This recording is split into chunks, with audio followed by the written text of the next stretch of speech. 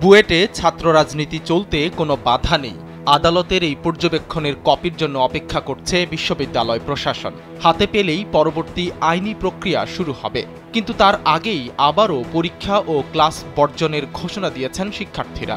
বিষয়টিকে আদালত অবমাননা এবং আইনের প্রতি অশ্রদ্ধা প্রদর্শন হিসেবে দেখছেন অনেক আইন বিশেষজ্ঞ। বুয়েট ক্যাম্পাসে ছাত্র রাজনীতি নিয়ে আদালতের ইতিবাচক মন্তব্যের পরও এখন পর্যন্ত সেখানে কমিটি দেয়নি কোনো ছাত্র সংগঠন। তারাও আদালতের পূর্ণাঙ্গ কপির জন্য অপেক্ষা করতে চান। বিশ্ববিদ্যালয় কর্তৃপক্ষ এবং ছাত্র সংগঠনগুলো অপেক্ষা করলেও বুয়েটের শিক্ষার্থীরা তা মানছেন না। যমুনায় চলছে ডাবল খুশি অফার। এই ঈদে যমুনার পণ্য কিনলেন তো জিতলেন। ধারণা করা হচ্ছে আদালতের সিদ্ধান্তকে নিজেদের পক্ষে নিতেই তাদের এমন অনড় অবস্থান। প্রশ্ন উঠেছে, বুয়েট শিক্ষার্থীদের পরীক্ষা ও ক্লাস বর্জনের জন্য উৎসাহিত করছে কারা? তাদের উদ্দেশ্য কি? কেউ যদি পেছন থেকে কলকাঠি নেড়ে থাকেন তাহলে কেন নাড়ছেন? বুয়েটের ২০তম ব্যাচের পক্ষ থেকে স্পষ্ট জানিয়ে দেওয়া হয়েছে, যতদিন পর্যন্ত প্রশাসনের সহায়তায় সুষ্ঠু আইনি প্রক্রিয়ার প্রয়োগে বুয়েট ক্যাম্পাসে সকল প্রকার লেজুর ভিত্তিক ছাত্র রাজনীতি নিষিদ্ধের বিজ্ঞপ্তি পুনর্বহাল হচ্ছে না, ততদিন ২০ ব্যাচের কোনো শিক্ষার্থী একাডেমিক কার্যক্রমে অংশগ্রহণ করবে না। প্রশ্ন উঠেছে, দীর্ঘ সময় ধরেই তাহলে কি বুয়েটে ক্লাস পরীক্ষা বন্ধ থাকবে?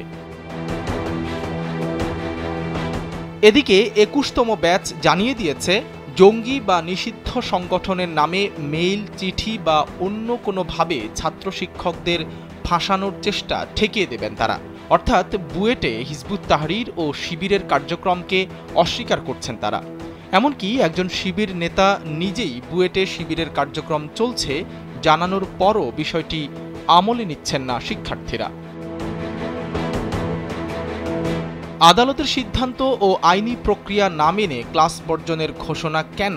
এ বিষয়ে জানতে বুয়েটের ২০তম ব্যাচ থেকে এই কার্যক্রমের পক্ষে থাকা একাধিক শিক্ষার্থীর সঙ্গে যোগাযোগ করা হয়, কিন্তু তারা এ বিষয়ে কোনো মন্তব্য করতে রাজি হননি।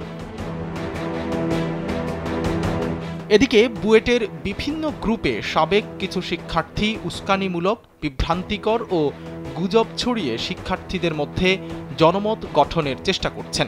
সেখানে পরীক্ষার হল থেকে এক শিক্ষার্থীকে তুলে নিয়ে যাওয়ার অভিযোগ করা হলেও এ বিষয়ে কোনো তথ্য প্রমাণ পাওয়া যায়নি। অনেক শিক্ষাবিদ মনে করছেন, আইনি প্রক্রিয়ায় না গিয়ে ক্লাস ও পরীক্ষা বর্জনের মাধ্যমে সাধারণ শিক্ষার্থীরা দীর্ঘ সময়ের জন্য একাডেমিকভাবে ক্ষতিগ্রস্ত হবে। এ বিষয়ে আরও চিন্তাভাবনা করে সাধারণ শিক্ষার্থীদের সিদ্ধান্ত গ্রহণ করা উচিত বলে মনে করছেন তারা। সাইদ রহমান, কালবেলা।